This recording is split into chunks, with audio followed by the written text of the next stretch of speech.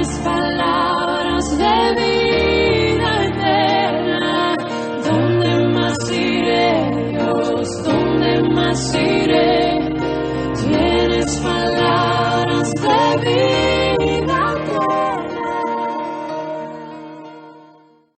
Agradecidos al Señor que podemos llegar hoy y estar aquí para compartir su palabra. Vamos a seguir con el libro de Hebreos, esta carta preciosa que estamos viendo. Y hoy vamos a ver capítulo 6, versículo 1 al versículo 12. Vamos a leerlo, vamos a orar y luego mantenga su Biblia abierta para seguir. Hebreos capítulo 6, versículo 1 al versículo 12. Hoy vamos a ver la primera parte de este sermón que va a continuar luego de las fiestas. Dice así Hebreos capítulo 6, versículo 1 al 12. Lea conmigo. Por tanto, dejando ya los rudimentos de la doctrina de Cristo, vamos adelante a la perfección, no echando otra vez el fundamento del arrepentimiento de obras muertas, de la fe en Dios, de la doctrina de bautismos, de la imposición de manos, de la resurrección de los muertos y del juicio eterno. Y esto haremos si Dios en verdad lo permite, porque es imposible que los que una vez fueron iluminados y gustaron del don celestial y fueron hechos partícipe del Espíritu Santo, y asimismo gustaron de la buena palabra de Dios y los poderes del siglo venidero, y recayeron, sean otra vez renovados para arrepentimiento, crucificando de nuevo para sí mismos al Hijo de Dios y exponiéndolo a vituperio. Porque la tierra que bebe la lluvia, que muchas veces cae sobre ella, y produce hierba provechosa a aquellos por las cuales es labrada, recibe bendición de Dios. Pero la que produce espinos y abrojos es reprobada, está próxima a ser maldecida, y su fin es el ser quemada. Pero en cuanto a vosotros, oh amados, estamos persuadidos de cosas mejores y que pertenecen a la salvación, aunque hablamos así. Porque Dios no es injusto para olvidar vuestra obra y el trabajo de amor que habéis mostrado hacia su nombre, habiendo servido a los santos y sirviéndoles aún. Pero deseamos que cada uno de vosotros muestre la misma solicitud hasta el fin, para plena certeza de la esperanza, a fin de que no os hagáis perezosos, sino imitadores de aquellos que por la fe y la paciencia heredan las promesas. Oremos. Bendito Dios, te damos gracias por esta hermosa reunión que nos estás permitiendo celebrar. Gracias, nos has ayudado a poder llegar hasta aquí. Señor, te rogamos que nos des entendimiento a lo que estamos aquí, a los que están siguiendo la transmisión online, que están también escuchando ahora tu palabra, que nos des entendimiento, que nos des luz para poder comprender las verdades universales de este pasaje, junto con sus implicaciones prácticas, para que al ser persuadidos las podamos creer y esto nos lleve a una obediencia que produzca fruto en nuestras vidas. Guíanos, danos fuerza, danos ayuda para que podamos prestar atención y que cada uno de nosotros pueda estar enfocados para escuchar tu palabra y recibirla con sumo gozo. Pido todo esto en el nombre de Cristo Jesús. Amén. El título del sermón es El que persevera hasta el fin, ese será salvo. Alguien dijo una vez que si quisiéramos comparar a la vida cristiana, al desarrollo de la vida cristiana con un evento de atletismo, no tendríamos que imaginarla, la vida cristiana, como una carrera de 100 metros llanos, donde lo que importa es la velocidad, sino más bien como una maratón de 42 kilómetros, donde no vale tanto qué tan rápido sea el atleta, sino su capacidad de mantener la marcha hasta el final. Bueno, la verdad que al que lo dijo esto, bueno, coincido plenamente con esta analogía, porque por casi encima de todas casi las virtudes y aptitudes necesarias en un creyente, una que seguramente debe sobresalir sin lugar a dudas es la perseverancia. De eso vamos a hablar mucho en este pasaje, sobre la perseverancia. Como dice el autor de nuestra epístola, lo que se requiere, más adelante lo va a mencionar en Hebreos capítulo 12, versículo 1, es correr con paciencia la carrera que tenemos por delante. Esta imagen tiene más que ver con una maratón que con una carrera corta. Porque la realidad es que no sirve de nada proseguir durante un tiempo en esta carrera a toda velocidad y luego abandonar. La clave es mantener la marcha de manera firme, sólida y sobre todo hasta el fin.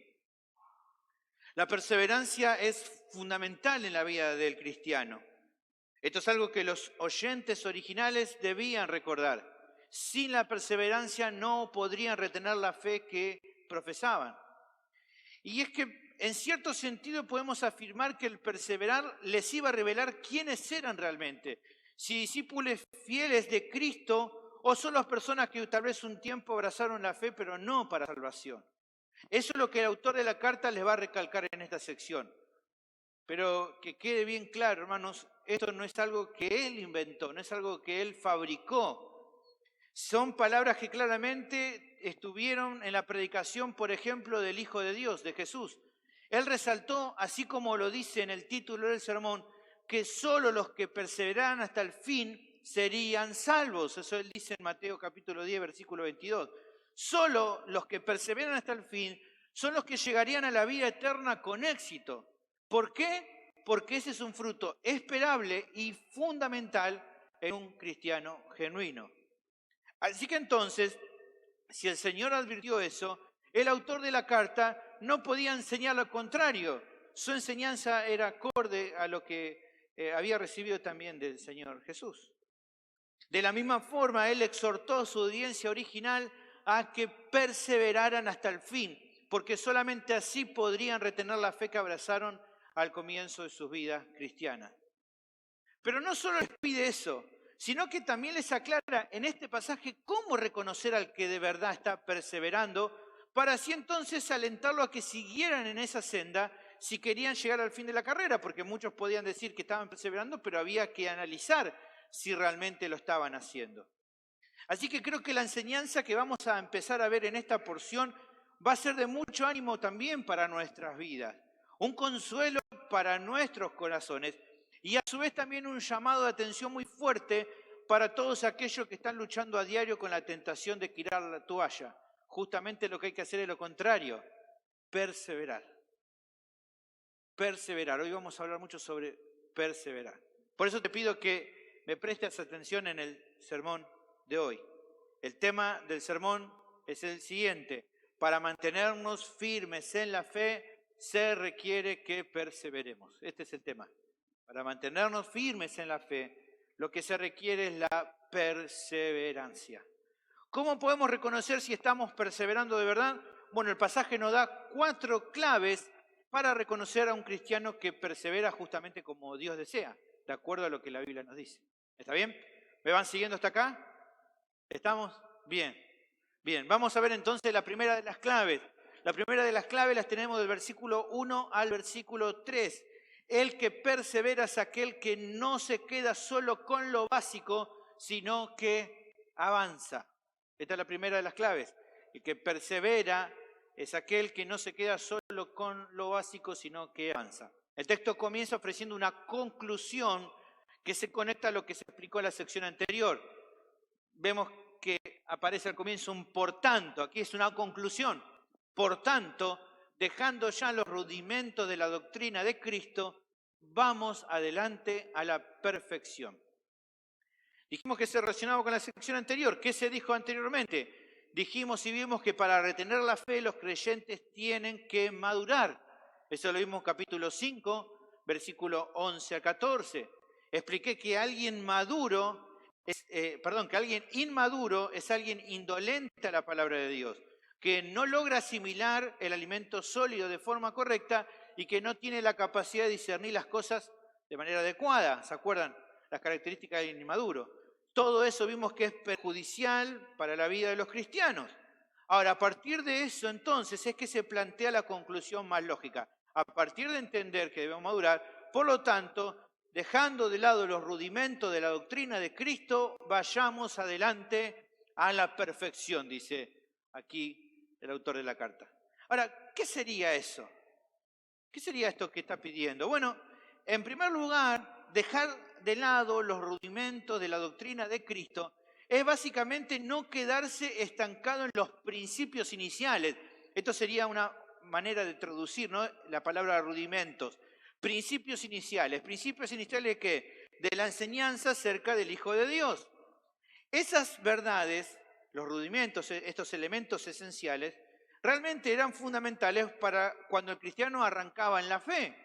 Pero como todo fundamento, sobre eso luego hay que seguir construyendo. Como cualquier persona, hay albañil acá, saben, la casa no queda solo en las bases. Hacemos las bases y después seguimos construyendo. En eso entonces lo segundo que leemos, dejando lo primero, dejando los rudimentos, lo central, lo esencial, vamos adelante a la perfección.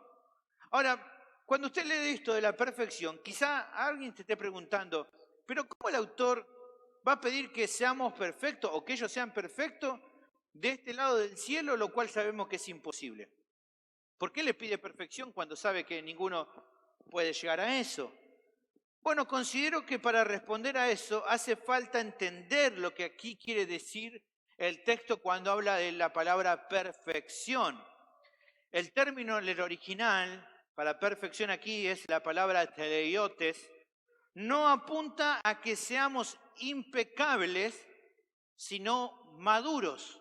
Cuando aquí habla de perfección, está hablando de madurez. No que nunca fallemos, sino que crezcamos. Lo que se resalta en esta parte es que avancemos hacia la madurez. Biblia de las Américas lo traduce de una manera, creo yo, más clara y dice, por tanto, dejando las enseñanzas elementales, aquí los rudimentos, acerca de Cristo, dice, avancemos hacia la madurez. Esa creo que es la mejor manera de traducir aquí. Avanzar hacia la madurez. Eso es lo que se pide, que avancemos a la madurez. Y que justamente se conecta con lo que venía diciendo anteriormente. Esto nos da la pauta de que es correcto decir madurez, porque justamente antes, en la sección anterior, tampoco se exhortaba a ser impecables en esta vida, sino que la voluntad de Dios es que cada creyente pueda madurar. Entonces lo más lógico que acá diga, avancemos hacia la madurez.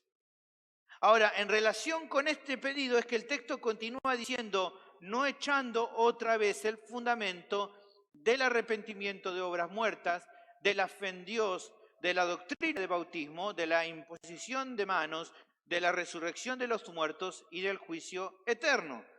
Si lo que se buscaba era avanzar, es necesario no volver a echar otra vez el fundamento. Claramente nadie vuelve, una vez que hizo las bases, vuelve a poner bases, ya las puso. Nadie las volvería a poner, ya está hechas las bases. Lo que hay que hacer ahora es avanzar. Esto iba justamente a contramano de lo que se requería. Necesitamos avanzar, necesitamos no echar de vuelta el fundamento. Ahora, lo que se genera un poco de duda tal vez es a qué se refiere, ¿no? Con todo esto que menciona, doctrina de bautismo, imposición de manos. ¿De qué está hablando acá? Quizás algunas de las cosas que menciona parecen un poco claras. Aunque vemos aquí que el autor hace una lista, pero no explica ninguna. Solamente las menciona y ya.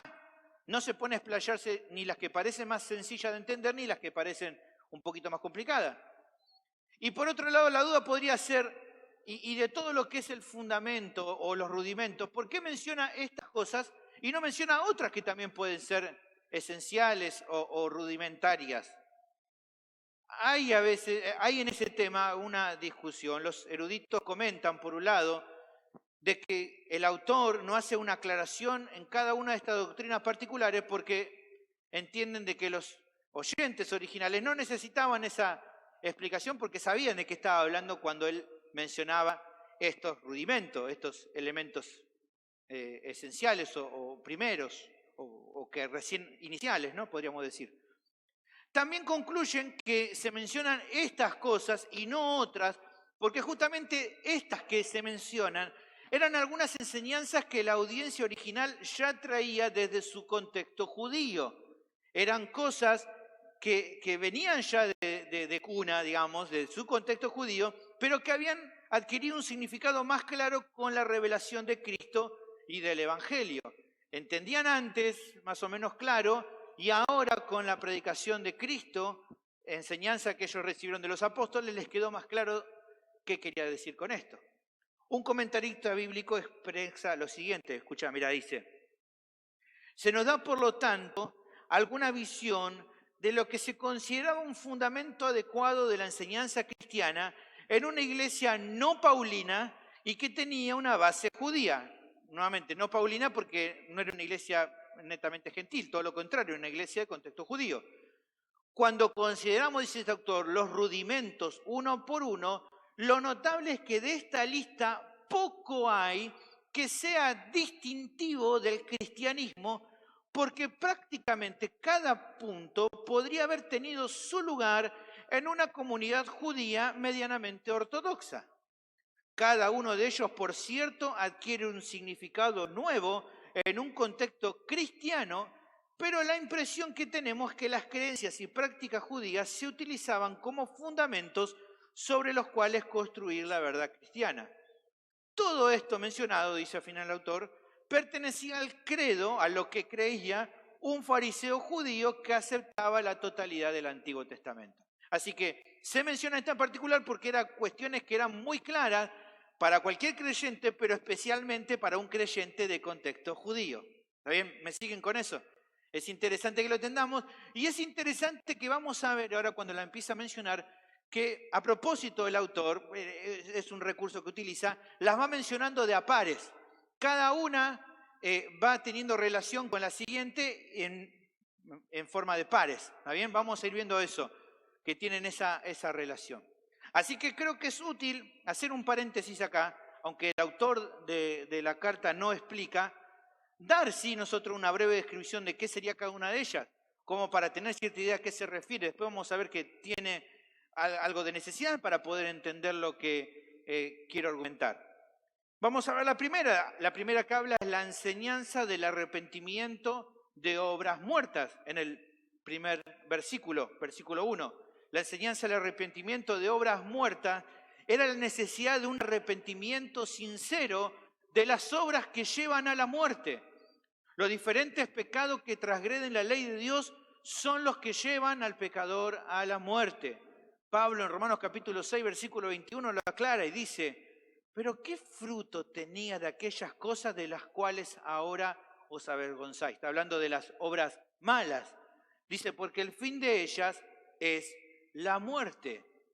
De esas obras muertas, de esas obras que llevan a la muerte, se requiere que cada pecador se arrepienta para recibir el perdón. Como decía recién, esta enseñanza no era nueva, no es que ahora en el Nuevo Testamento, con la venida de Cristo, ellos entendían que tenían que arrepentirse de estas obras muertas. Ya desde el Antiguo Testamento, varias veces se llamaba, se predicaba, se proclamaba un llamado sincero al arrepentimiento. Sin ir más lejos, miren Isaías capítulo 55, versículo 6, que hay un llamado muy claro al arrepentimiento. Dice, buscad a Jehová mientras pueda ser hallado. Llamadle en tanto que está cercano. Deje el impío su camino y el hombre inicuo sus pensamientos. Y vuélvase a Jehová, el cual tendrá de él misericordia, y al Dios nuestro, el cual será amplio en perdonar. Esto es un llamado al arrepentimiento, a volverse del pecado y volverse a Dios, humillado y quebrantado, para obtener misericordia. Esto es arrepentimiento. Por eso, claramente en el Nuevo Testamento, esta enseñanza también tuvo especial relevancia. Usted conoce ya a Juan el Bautista, aquel que preparó el camino del Señor. ¿De qué predicaba él? Del arrepentimiento. En Lucas capítulo 3 dice, y decía a las multitudes que salían para ser bautizadas, oh generación de víboras, ¿quién os enseñó a huir de la ira venidera? Y dice, haced pues frutos dignos de arrepentimiento. Él llamaba también al arrepentimiento de obras muertas. Lo mismo que hizo el Señor Jesús cuando empieza a predicar. Marcos capítulo 1, versículo 14. Después que Juan fue encarcelado, Jesús vino a Galilea predicando el evangelio del reino de Dios y diciendo, el tiempo se ha cumplido, el reino de Dios se ha acercado, arrepentíos y creed en el evangelio. Así que claramente esta es una doctrina fundamentada ya desde el Antiguo Testamento. La otra doctrina mencionada allí en el versículo 1 es arrepentimiento de obras muertas y fe en Dios. La doctrina de la fe en Dios era algo también bastante claro. Inseparable del arrepentimiento, la fe era un elemento esencial ya desde el Antiguo Testamento y que todo judío creyente conocía. Los mensajes del Antiguo Testamento eran enfáticos. Claramente la fe era un elemento esencial para una relación correcta con Dios. Todos los creyentes del Antiguo Testamento sabían. Génesis capítulo 15, versículo 6, hablando acerca de Abraham, dice, y creyó a Jehová y le fue contado por justicia. Todos sabían que era necesaria la fe. Y todos conocían también que la falta de fe era motivo del juicio divino. Así lo dijo el mismo autor de la carta un par de capítulos antes. ¿Y a quienes juró que no entrarían en su reposo sino aquellos que desobedecieron? Y vemos que no pudieron entrar a causa de ¿qué? De falta de fe, incredulidad. La incredulidad traería el juicio de Dios sobre aquellos que no creyeron. Un erudito afirma, los lectores de esta epístola ya estaban advertidos de que había sido la incredulidad lo que hizo que la generación del Éxodo quedara fuera de la tierra prometida, siendo exhortados a aplicar esta lección a su propia situación. La fe en Dios debe incluir la fe en sus mensajeros y la fe del Evangelio en Dios incluía, o por cierto, equivalió a la fe en Cristo. Estos hebreos ciertamente habían sido enseñados en el camino de la fe en Cristo, pero este camino había sido preparado para ellos por adelantado por la insistencia del Antiguo Testamento en la fe en Dios. Como menciona en Isaías capítulo 7, versículo 9, si vosotros no creyereis, de cierto no permaneceréis. Claramente aquí hay un llamado a la fe. En tercer lugar, ya en el versículo 2, se menciona la doctrina de los bautismos. En esta referencia también hay diferentes posturas entre los comentaristas. Algunos asumen que se está hablando acerca del bautismo cristiano. Pero si uno admite que los principios mencionados se conectaban a la enseñanza del Antiguo Testamento, creo que esta opción de pensar a esto como el bautismo de los creyentes, de los cristianos en este tiempo, es poco viable. No creo que esté hablando ahí cuando habla de los bautismos de la ordenanza del bautismo en aguas. Considero que la explicación que hace uno de los mejores comentaristas de este libro es la más adecuada. Escuchá, él dice lo siguiente para entender esto de la doctrina de los bautismos. Comúnmente, la doctrina de los bautismos ha sido considerado como una referencia al bautismo cristiano, pero es muy dudoso que sea ese el bautismo citado aquí. Aparte del hecho de que la palabra está en plural, o sea, se habla de bautismos y no del bautismo, puede ser significativo que nuestro autor no utiliza baptisma, el sustantivo griego regularmente utilizado en el Nuevo Testamento para denotar el bautismo cristiano y también el bautismo de Juan, sino que utiliza la palabra baptismos, que en sus otras dos apariciones incuestionables en el Nuevo Testamento se refiere a los lavamientos ceremoniales judíos. Por eso, en otras versiones, cuando habla de la doctrina de los bautismos, no vas a encontrar que diga la doctrina de los bautismos, sino la doctrina de los lavamientos. Aquí el autor también dice, no hay falta de instrucción acerca de estas cosas en el Antiguo Testamento, y esto proveía un fundamento mayor aún sobre el cual las verdades cristianas podían ser establecidas. Aquí está diciendo doctrina de los lavamientos. Y justamente desde el Antiguo Testamento se señalaban a los lavamientos ceremoniales como algo que apuntaba justamente como un símbolo a algo mayor, la obra de Dios por medio de la cual Él iba a limpiar a los suyos. La idea de pensar en los lavamientos ceremoniales era la idea de pensar en un lavamiento mayor, el lavamiento por el cual las personas eran limpiadas de su pecado, algo que anticipaba el Antiguo Testamento. En Ezequiel 36, 25, por ejemplo, dice, esparciré, fíjense acá está prometiendo, esparciré sobre vosotros agua limpia y seréis limpiados de todas vuestras inmundicias y de todos vuestros ídolos os limpiaré. Está hablando acerca de un lavamiento más importante que iba a venir. Así que con la aparición de Cristo, estas verdades habían adquirido un significado muy importante para estos creyentes de trasfondo judío, que justamente esperaban el lavamiento que los libraría de la mancha del pecado. Ahora, ligado a esta enseñanza estaba la siguiente, imposición de manos, versículo 2. Bien, versículo 2, imposición de manos. Para estos cristianos del primer siglo, el testimonio claro era que esta práctica, la imposición de mano, se relacionaba con el derramamiento del Espíritu Santo. En Hechos capítulo 8, versículo 17, dice que ahí los apóstoles les imponían las manos y recibían el Espíritu Santo. Ahora uno dice, bueno, entonces si pasaba así, ¿quiere decir que ahora me tienen que imponer las manos para recibir el Espíritu Santo? No, no es algo para nuestro tiempo. No es algo que en nuestro tiempo sea una práctica que se demanda entre nosotros. Ni Cristo ni los apóstoles nos animaron a que imponiéramos manos para que recibieran el Espíritu Santo. Era algo que pasaba en aquel momento en particular. Pero para los creyentes a los cuales iba dirigida la carta, justamente la tenía muy presente, junto con la anterior, la de los lavamientos, porque entendían a la obra del Espíritu como una relación directa justamente con la esperanza de recibir la limpieza de su vida. Con la venida del Espíritu Santo, ellos entendían de que estaba produciendo una obra en su interior que los lavaba de sus pecados. Incluso para la audiencia original, además, esta práctica, la imposición de mano, tenía un sustento como símbolo. Incluso en el Antiguo Testamento era algo normal.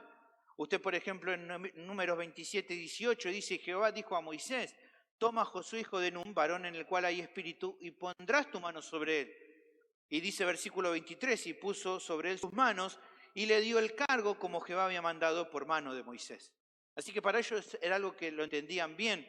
Veían a la imposición de manos como un símbolo, entendieron que a su tiempo era lo que producía y obraba Dios en los apóstoles como el derramamiento del Espíritu Santo cuando ellos le imponían las manos. Pero sigamos, la siguiente enseñanza era acerca de la resurrección de los muertos. Como indica un predicador acerca de esta verdad, la resurrección de Jesús le dio importancia especial a esta doctrina de la Iglesia. Pero la doctrina como tal no era ninguna innovación en los tiempos del Nuevo Testamento. Fue sostenida, como sabemos, por ejemplo, por los fariseos, que encontraron en ella la garantía de que la esperanza central de Israel sería realizada en perpetuidad. Fue enseñada expresamente en el Antiguo Testamento. Incluso en la época de Jesús había una discusión, ¿se acuerdan? Entre grupos, unos que decían que la resurrección era posible y otros que decían que no. Claramente el Antiguo Testamento enseñaba acerca de la resurrección. En Daniel capítulo 12, versículo 2 dice, y muchos de los que duermen en el polvo de la tierra serán despertados, unos para vida eterna y otros para vergüenza y confusión perpetua. Y como Jesús lo señaló, dice este comentarista, este predicador, fue enseñada implícitamente en una etapa anterior cuando Dios, que es el Dios de los vivos, no de los muertos, se proclamó a sí mismo Dios de Abraham, Isaac y Jacob, como menciona el Señor Jesús en Marcos capítulo 12, versículo 26. Cuando Él cierra la polémica de la resurrección, Él cita ese texto antiguo para demostrar que la resurrección era algo cierta, era algo verdadero. Entonces, cualquier judío creyente con entendimiento de todo el Antiguo Testamento podía entender, en este caso los oyentes originales, podían entender a la resurrección de la muerte como una doctrina esencial. En relación con esta enseñanza, con la doctrina de la resurrección, se encontraba la enseñanza acerca del juicio eterno. La creencia judía en la resurrección se asociaba con la expectativa del juicio que iba a venir. El hecho de que el Dios de Israel es juez de toda la tierra y también de su pueblo, en particular, es una parte esencial de la revelación del Antiguo Testamento. Ellos entendieron a Dios como juez de todo el mundo y también de su pueblo. Fíjense Génesis 18, 25. Habla Moisés y dice, lejos de ti el hacer tal que hagas morir al justo con el impío y que sea el justo tratado como el impío. Nunca tal hagas, le dice aquí. El juez de toda la tierra, ¿no ha de hacer lo que es justo? Y luego Isaías capítulo 33, versículo 22 dice, porque Jehová es nuestro juez. ¿Ves? Un israelita entendía que Jehová era su juez. Él es nuestro juez, Él es nuestro legislador. Jehová nuestro rey, Él mismo nos salvará. Sus juicios en la historia claramente iban a estar resumidos en el juicio final que ellos esperaban. En la creencia cristiana, aquel con apariencia de hijo de hombre, como menciona el profeta Daniel, a través de quien se lleva el juicio final de los tiempos, es Jesús, el Hijo de Dios. De hecho, el mismo Jesús aclara de que a Él se le ha otorgado el juzgar al fin de los tiempos. Dice Juan capítulo 5, versículo 22. Porque el Padre a nadie juzga, sino que todo el juicio dio al Hijo. Ahora, habiendo hecho un repaso de todo esto, uno dice, bueno, ahora entendí cada uno de esto. Bueno, ok. Lo que quedaría por entender es qué tiene que ver todo esto con lo del autor de la carta que quiere expresar a sus oyentes. ¿Por qué habla todo esto? ¿Por qué menciona todo esto y qué tiene que ver con lo que él quiere enseñarle? Bueno, miremoslo así. En resumen, todas estas verdades eran parte del entendimiento esencial que estos creyentes habían recibido. Todos ellos habían recibido esto.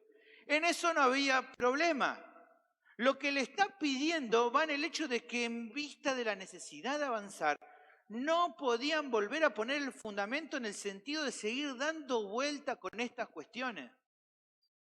A ver, hagámoslo sencillo. ¿Es claro que hay que arrepentirse y creer en Dios? ¿Es claro eso? Pues claro que sí. ¿Qué cristiano no diría de que es claro que hay que arrepentirse y creer en Dios? ¿Recibimos el Espíritu Santo por medio del cual somos lavados? Exacto. Claro que sí. ¿Resucitaremos al final de los tiempos y todos serán juzgados por el Señor? Todos estamos de acuerdo con esas verdades. Pero para retener la fe, precisaban avanzar en entender, en creer y obedecer otras verdades más, aparte de estas, junto con sus implicaciones. En este caso en particular, ¿se acuerdan que dijimos, él todavía no se ha explayado, pero hay una enseñanza que necesita que ellos entiendan y crean, que es la enseñanza acerca del sacerdocio de Cristo según el orden de Melquisedec? Dijimos, la va a mencionar más adelante, él hizo un paréntesis gigante, porque antes de enseñarle eso quiere que ellos entiendan que tienen que avanzar. Necesitaban profundizar en esta doctrina si querían resistir ante la lucha de abandonar la fe. Pero la realidad es cómo podían hacerlo si seguían detenidos en los rudimentos doctrinales del comienzo. ¿Cómo podían hacerlo? ¿Cómo iban a poder avanzar? Creo que en esto se puede entonces ir comprendiendo el concepto. Justamente hay una relación estrecha entre perseverar y crecer. Van de la mano. Solo el que avanza, solo el que crece, puede perseverar con fidelidad. Pero no se puede avanzar si alguien se queda solo en lo básico. Entonces es necesario avanzar en el entendimiento, ir entendiendo las verdades más profundas junto con sus implicaciones, porque eso te da el trasfondo para poder perseverar. Eso es lo que le está queriendo decir. No se pueden quedar con lo básico. Está bueno saber lo básico y todos lo deberían saber, todos los creyentes genuinos deben saber lo básico, pero hay que avanzar. Hay que avanzar. Así que la primera clave para reconocer a un cristiano que persevera de verdad es que es alguien que no se queda solo con lo básico, sino que avanza, porque solamente así va a poder mantenerse firme en la fe. Ahora, una duda que podría surgir sería, bueno, pero si sus oyentes tenían la obligación de avanzar, ¿el autor de la carta entonces está poniendo toda la responsabilidad en las manos de ellos? Bueno, creo que terminando esta sección se aclara esto en el versículo 3 y dice, y esto haremos si Dios en verdad lo permite. A ver, si bien es cierto que la audiencia original tenía que asumir el compromiso de no estancarse en los conceptos básicos de la fe y seguir adelante, en ningún momento lo iban a lograr abandonando la dependencia de Dios. No era eso, no está diciendo el autor, bueno, Dios ya le dio, ahora él ya se fue, ahora ustedes encárguense. No, es en dependencia de él. Es en dependencia de Dios. Solo sería por su buena voluntad que ellos iban a alcanzar esta meta exitosamente.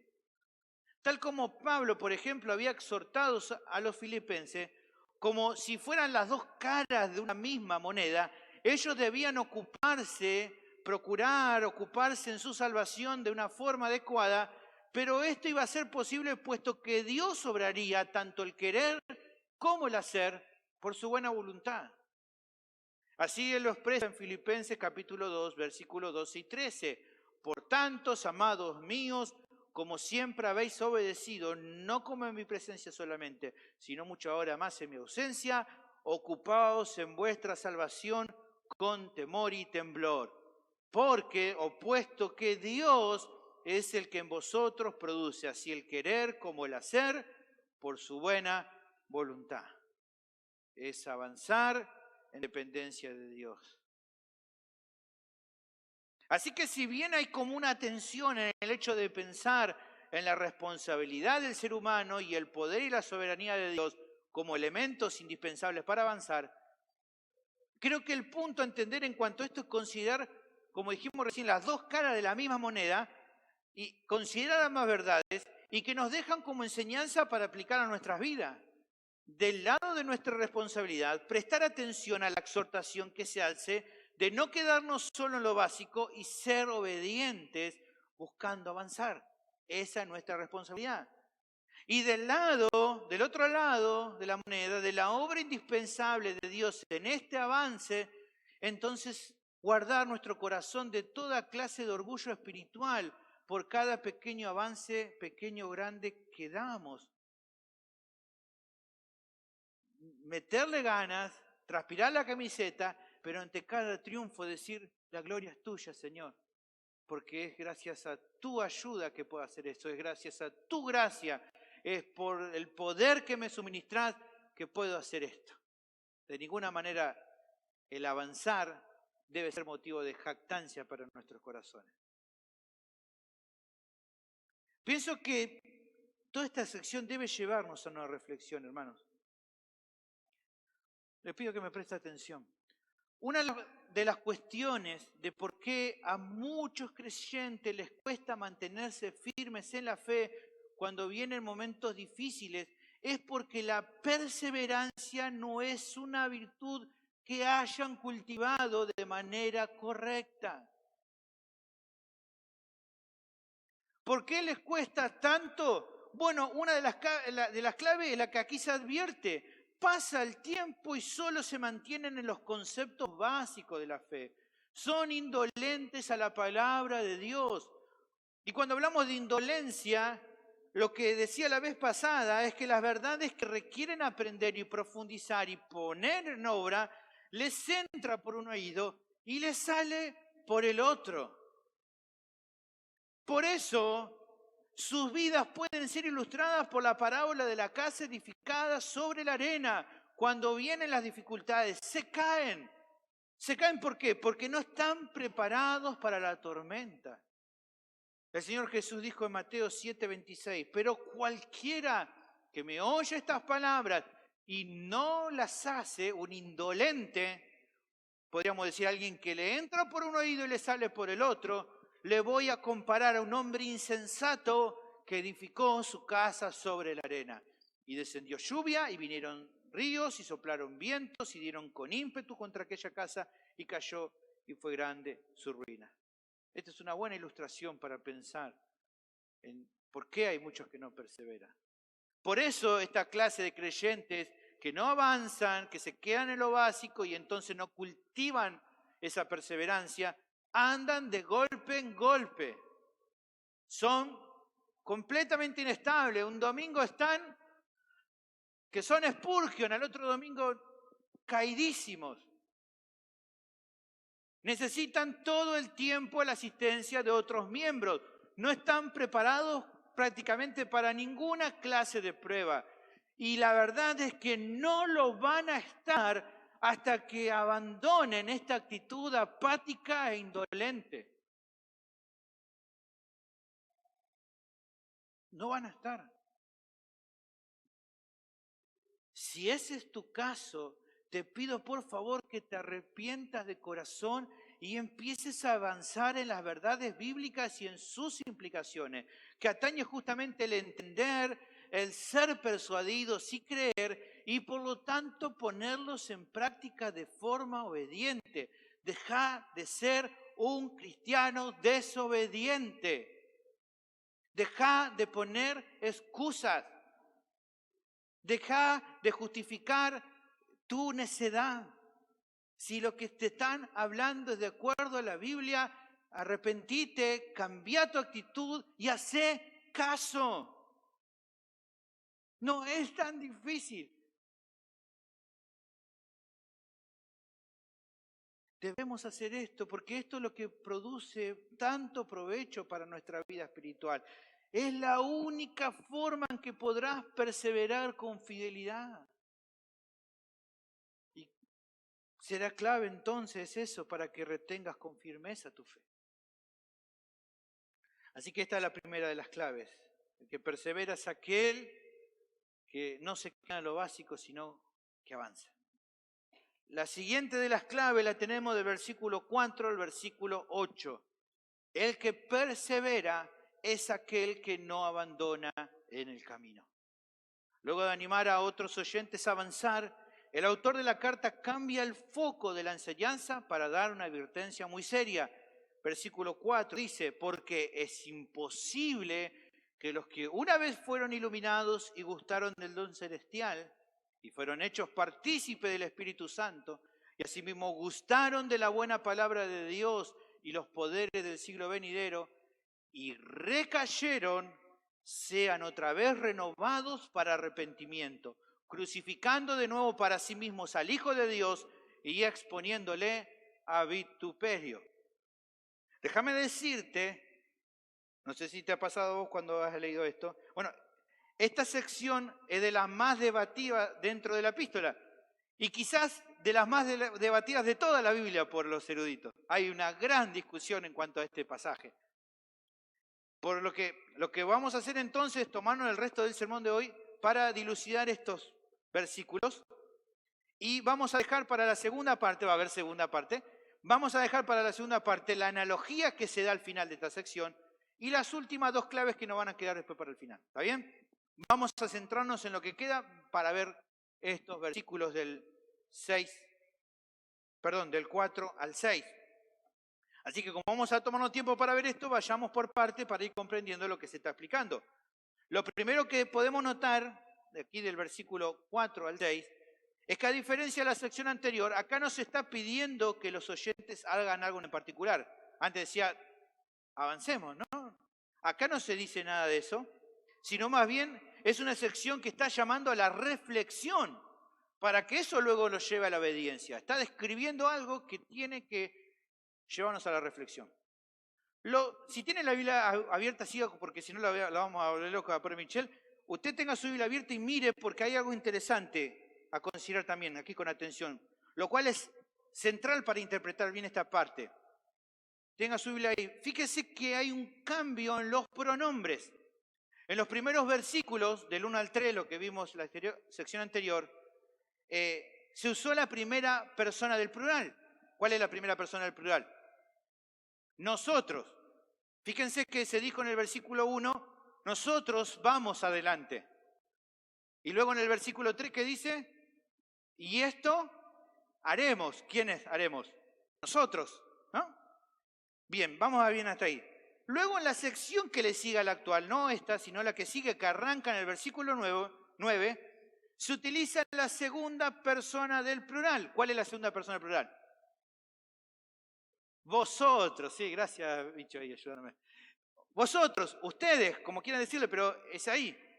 Fíjense que se dice en el versículo 9, ahí su Biblia, mire, en cuanto a vosotros. En el versículo 10 dice, vuestra obra. En el versículo 11, cada uno de vosotros. Y en el versículo 12, no os hagáis vosotros. ¿Ven? En versículo 1 adelante, vosotros. De versículo 1 al versículo 3, nosotros.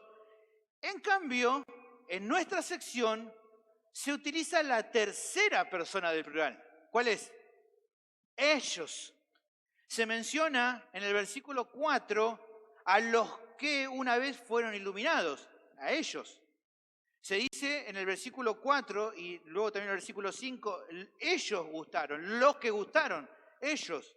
Y luego en el versículo 6 habla nuevamente de ellos recayeron. ¿Ven que hay una diferencia? Nosotros al comienzo, ellos en nuestra sección, vosotros al final. Evidentemente entonces por el pronombre que se usa en esta sección, ellos, la descripción que se hace no es de los oyentes originales, sino de otras personas que estaban en una condición diferente a la de esta audiencia. Por eso habla de ellos y no ni de vosotros ni de nosotros. Ahora, habla de ellos, de otras personas. La pregunta sería, ¿quiénes serían estas personas de las cuales está hablando el autor de la carta? Bueno, evidentemente, por lo que menciona en esta sección y también más adelante en la carta, eran antiguos miembros o asistentes de la iglesia, de este grupo, que ya no estaban. Por eso habla de ellos. Ellos ya se habían ido. Por lo que sabemos más adelante, no se estaban congregando más. Digamos que ellos no estaban, estas personas, no estaban bajo la tentación de querer volverse atrás. Por lo que vemos en esta sección, ya habían cedido a esa tentación completamente. No estaban siendo tentados a abandonar. Ya lo habían hecho. Ya no estaban en el medio y por eso él está hablando de ellos como ellos. Ellos. Lo tercero a considerar es acerca de cuáles eran las circunstancias de ellos, de estas personas.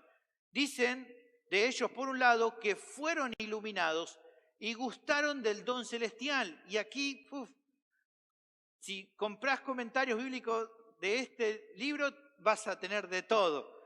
Hay una gran cantidad de debates teológicos de qué quiere decir con que fueron iluminados y gustaron del don celestial. La duda podría ser, ¿eran creyentes genuinos los que se habían vuelto atrás? ¿Perdieron su salvación?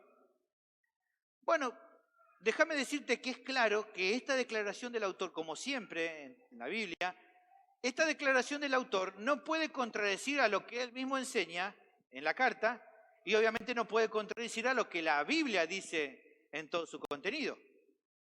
Y lo que el autor de la carta enseña es que no es posible que un cristiano genuino, que un creyente genuino, pueda perder o caer de su estado de salvación. Él un poco más adelante va a decir en Hebreos capítulo 10, versículo 14, porque con una sola ofrenda hizo perfecto para siempre a los santificados. ¿Por cuánto tiempo lo hizo perfecto? Para siempre. Si los hizo perfecto para siempre, imposible entonces que pudieran caer de esa condición. Evidentemente, hermano, la Biblia misma tampoco enseña eso. En Romanos capítulo 8, versículo, podríamos citar un montón de versículos, pero pensemos solamente en Romanos 8.1. Ahora pues, ninguna condenación hay para los que están en Cristo Jesús. Ninguna condenación hay. La interpretación en el griego de ninguna es ninguna. Si no hay ninguna, entonces no puede haber alguna. No es muy difícil tampoco eso. Por lo que entonces, y en esto hay que ser honestos, si el autor no está diciendo que sean creyentes genuinos que hayan perdido su salvación, tiene que haber otra explicación de por qué dice esto de que fueron iluminados y gustaron del don celestial. ¿Por qué dice estas cosas? Bueno, yo creo que hay una explicación clara, que la tenemos en la misma carta, que justamente lo que quiere decir con esto va en sintonía con lo que el autor estuvo hablando antes. ¿Se acuerdan que él habló de considerar con seriedad el ejemplo del pueblo de Israel en el desierto? Por ejemplo, en Hebreos capítulo 4, versículo 11, él dijo, procuremos pues entrar en aquel reposo para que ninguno caiga en semejante ejemplo de desobediencia. ¿Cuál es ese ejemplo? El pueblo de Israel, la primera generación que salió de Egipto y que pereció en el desierto a causa de su incredulidad. Él está mencionando ese ejemplo. Dice, ustedes no sigan ese ejemplo. Esas personas, esa primera generación del pueblo de Israel, de las cuales solo entraron 2 personas en la tierra prometida, usted sabe, Josué y Caleb, esas personas tuvieron cierto entendimiento acerca de Dios. Ellos sabían sobre Dios, sabían acerca de su voluntad. Incluso esas personas recibieron y entendieron su ley. Por lo que leemos en el relato del Antiguo Testamento, ellos prometieron obedecer a Dios. Lo prometieron. Se comprometieron a hacerle caso a Dios, a su ley. Conocían acerca de Dios. Asimismo también estas personas gustaron del don celestial, recibieron el favor de Dios al rescatarlo de la servidumbre en la que estaban en Egipto y luego durante todo su peregrinaje, sostenidos y guardados durante todo ese tiempo. Ellos reconocen, los hijos de ellos reconocen, en los 40 años que estuvimos en el desierto, nuestras sandalias nunca se desgastaron, siempre recibieron el maná, siempre fueron cuidados por Dios, siempre la nube estuvo, siempre la columna de fuego estuvo, siempre estuvo el cuidado y la bendición de Dios sobre ellos, aunque ellos murieron y perecieron en el desierto. Justamente a causa de su incredulidad, estas personas no pudieron entrar a la tierra prometida. La pregunta es, ¿quién podría decir que estas personas no fueron en un sentido iluminadas acerca de Dios? Estas personas del pueblo de Israel. ¿Quién podría afirmar que estos israelitas no gustaron del don celestial? Claramente fue así. Claramente tuvieron iluminación, claramente gustaron del don celestial, pero no les sirvió de nada porque al no tener la fe requerida, fueron castigados por Dios. Ahora bien, présteme atención, por favor, porque quiero que usted tenga al hilo porque es un pasaje difícil. Con esta analogía en vista, lo que se está diciendo acerca de, ahora en nuestro tiempo, no en el tiempo de la carta, estas personas que habían abandonado la comunión en el contexto de la carta, era claro, pensando en esa analogía, ellos en su tiempo fueran iluminados, o sea, entendieron respecto de las verdades acerca de Dios y del Evangelio. Muchas de estas personas probablemente hasta las habrían enseñado a otros, quizás alguno de ellos hasta la había predicado. Estaban convencidas de que estas verdades eran ciertas. En cierta medida, habían gustado del don celestial, dones, bendiciones espirituales por compartir de la comunión con los santos. Seguramente estas personas compartieron de la cena de comunión, compartieron la Santa Cena, compartieron los cultos, se abrazaron, dijeron gloria a Dios, amén, aleluya, pero no perseveraron. No habían perseverado. Todas las otras condiciones mencionadas en esta sección que vimos van por la misma senda. Fueron hechos partícipes del Espíritu, no para salvación, pero sí en cuanto a los beneficios que el Espíritu Santo brinda a la comunión cristiana. Y por eso gustaron también de la buena palabra de Dios y de los poderes del siglo venidero. Dijeron amén, creyeron y obedecieron durante un tiempo a la enseñanza bíblica. Dijeron amén, dijeron gloria a Dios, les enseñaron a otros sobre estas verdades y lo hicieron convencidos de que era la verdad. En su vida se vieron manifestaciones del poder del siglo venidero, o sea, hicieron muchas cosas de las mismas que hacen los creyentes genuinos. Ayudaron a otros, enseñaron a otros, sirvieron a otros y demás.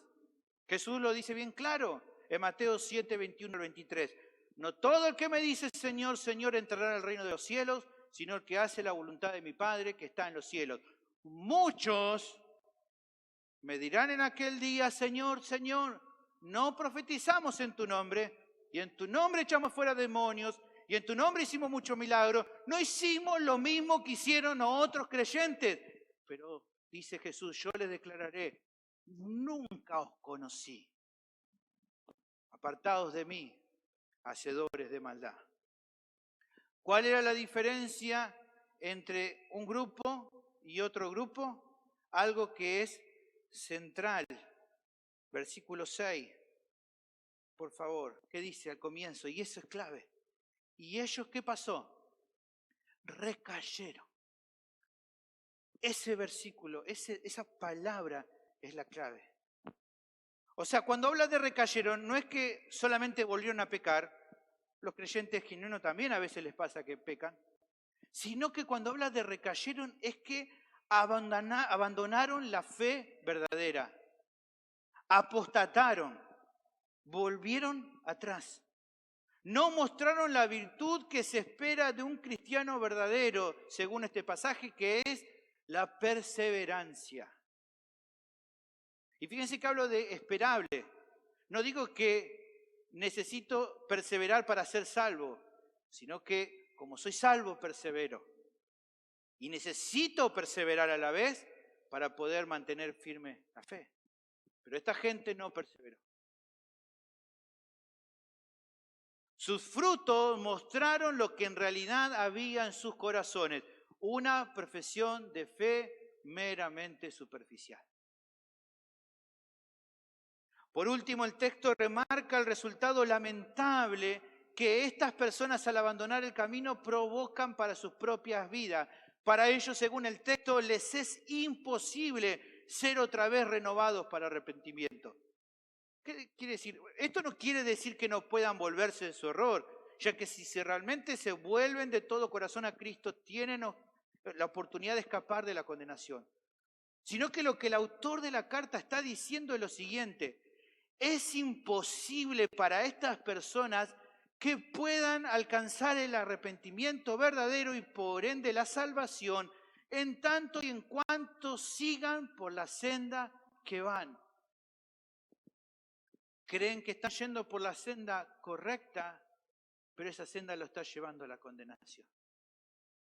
Y en ese sentido, hasta que no se salgan de esa senda en la que están yendo, les es imposible llegar a la salvación. En cambio, con abandonar la fe, lo que están haciendo tristemente de manera figurada, como lo dice aquí el autor de la carta según el texto, es crucificar de nuevo al Hijo con sus actitudes. Lo expone nuevamente al vituperio, o sea, al tipo de vergüenza que sufrió en el Calvario. Y no me puse a dar más explicación porque creo que las palabras lo dicen por sí solas. Aquel que abandona la fe en un sentido es como si volviera a crucificar para sí mismo al Señor, exponiéndolo al vituperio. Como expresa un pastor, el escritor a los hebreos mismo distingue, como lo hacía la ley del Antiguo Testamento, entre pecado inadvertido y pecado voluntario. Y el contexto aquí muestra claramente que el pecado voluntario que tiene en mente es la apostasía deliberada. Aquellos que cometen este pecado, dice, no pueden ser traídos a arrepentimiento. Al renunciar a Cristo, se ponen en la posición de aquellos que, rechazando deliberadamente su afirmación de ser el Hijo de Dios, lo crucificaron y expusieron a vergüenza pública.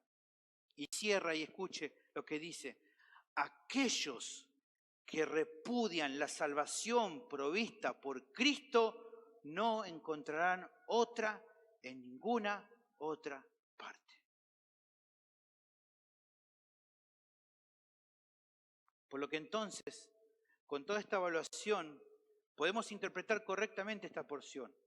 El autor está hablando acerca de aquellos que definieron abandonar la fe. Estas personas, si bien gustaron bendiciones y dones como el pueblo de Dios, al recaer lo que mostraron es que nunca fueron lo que decían ser. Y con estas actitudes, tal como vamos a ver en la siguiente parte de este sermón ahora, se están exponiendo a la ruina y al juicio de Dios debido a su apostasía. Lo que queda por responder sería: si el grupo al que el autor de la carta le escribe, está describiendo, no se trata de sus oyentes, dijimos que eran otros. O sea que evidentemente ellos no van a leer esta carta, la van a leer vosotros, los oyentes originales. ¿Está bien? La pregunta es, ¿por qué les escribe de ellos si le está hablando a ustedes? ¿Qué está sacándole el cuero al autor? No está haciendo nada de eso. Creo que lo que hace justamente, de acuerdo a lo que él ya viene hablando de todo esto, es alertar a su audiencia original que aunque todavía no habían abandonado la fe, tenían esta tentación. Les está diciendo algo así, mirá. Está diciendo lo siguiente: no sigan el camino de aquellos que se fueron, que apostataron. No piensen que ellos están mejor que ustedes por haberse librado de las luchas temporales que ustedes siguen soportando. No han hecho bien ellos en abandonar la fe y la comunión con los santos, sino todo lo contrario. Aunque piensan que con este cambio encontraron la salvación de sus problemas, en verdad si siguen así, no va a haber salvación para ellos. Ustedes, por lo tanto, no vean a esta decisión que ellos tomaron como una alternativa posible, porque no lo es. Son ellos los que tienen que volver y no que ustedes los sigan a ellos. Porque los que están mal por haber abandonado la fe son ellos y no ustedes que siguen perseverando en Cristo. En definitiva, la segunda clave para reconocer a un cristiano que persevera es aquel que no abandona el camino. Es así. Pero ¿sabés antes cómo buscaba de Dios? Sí, pero eso no alcanza. Tienen que perseverar.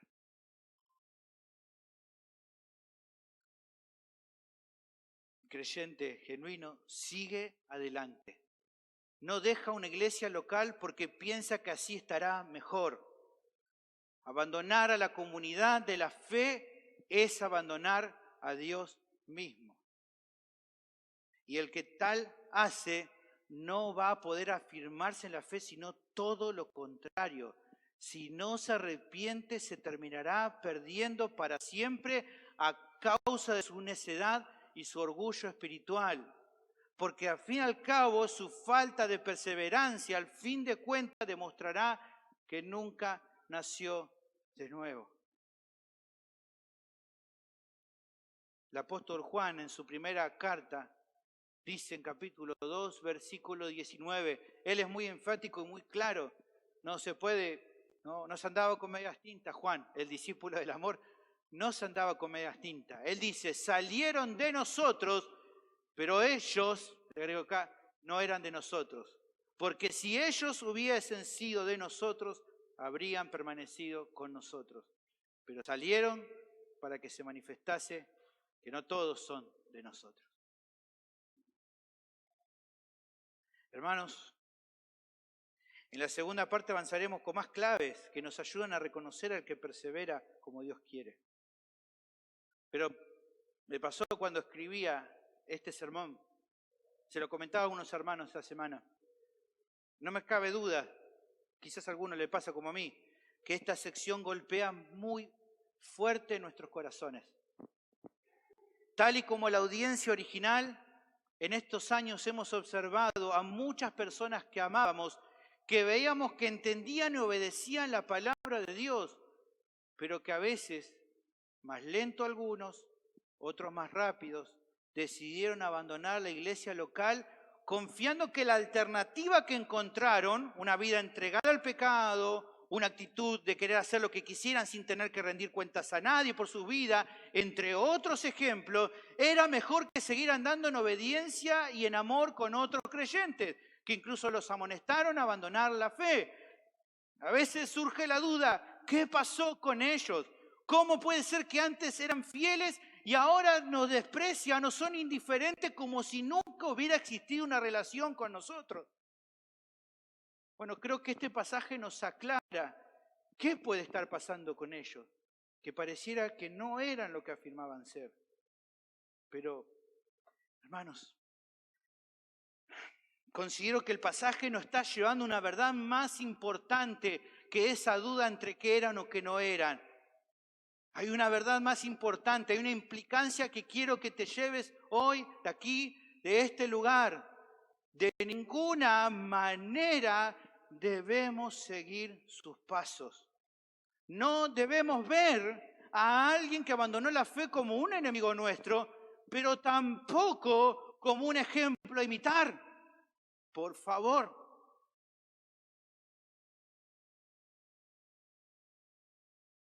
Sería un error grosero que alguien hoy piense que los que abandonaron la fe están bien y nosotros mal.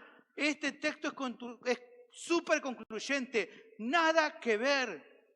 Si solamente se salvan aquellos que perseveran hasta el fin, ¿cuál será el fin de los que no perseveran? A esas personas le hubiera sido mejor, como dice el apóstol Pedro, no haber conocido este camino que haberlo conocido y luego abandonarlo. Lo cual aquí el apóstol Pedro le dice en cuanto a los falsos apóstoles y maestros, pero es una advertencia válida para cualquier falso converso que abandona la fe. Segunda de Pedro 2, 21, 22, porque mejor les hubiera sido no haber conocido el camino de justicia, que después de haberlo conocido volverse atrás del santo mandamiento que les fue dado. Pero les ha acontecido lo del verdadero proverbio: el perro vuelve a su vómito y la puerca lavada a revolverse en el cieno. Oremos por ellos, hermanos. Realmente lo digo. Nunca dejemos de rogar a Dios por esas personas. Pero por favor, miremos por nosotros mismos de no seguir nunca sus pisadas, sino por el contrario, estemos juntos para estimularnos al amor y a las buenas obras. Como dice más adelante el autor en capítulo 10, versículo 24, y considerémonos unos a otros para estimularnos al amor y a las buenas obras, no dejando de congregarnos como algunos tienen por costumbre, sino exhortándonos, y tanto más cuanto veis que aquel día se acerca. Antes de terminar, quiero decir algo más. Tal vez alguien que hoy me está oyendo esté pensando seriamente en dejar todo. Quizá no lo ha hecho de manera pública, pero en su corazón, donde nadie ve, ha visto que ya no quiere saber nada ni con Cristo, ni con el Evangelio, ni con la iglesia. Bueno, creo que el texto de hoy te da una advertencia muy amorosa. No pienses que abandonar la fe te va a dar esa paz y satisfacción que pensás que vas a tener si te vas.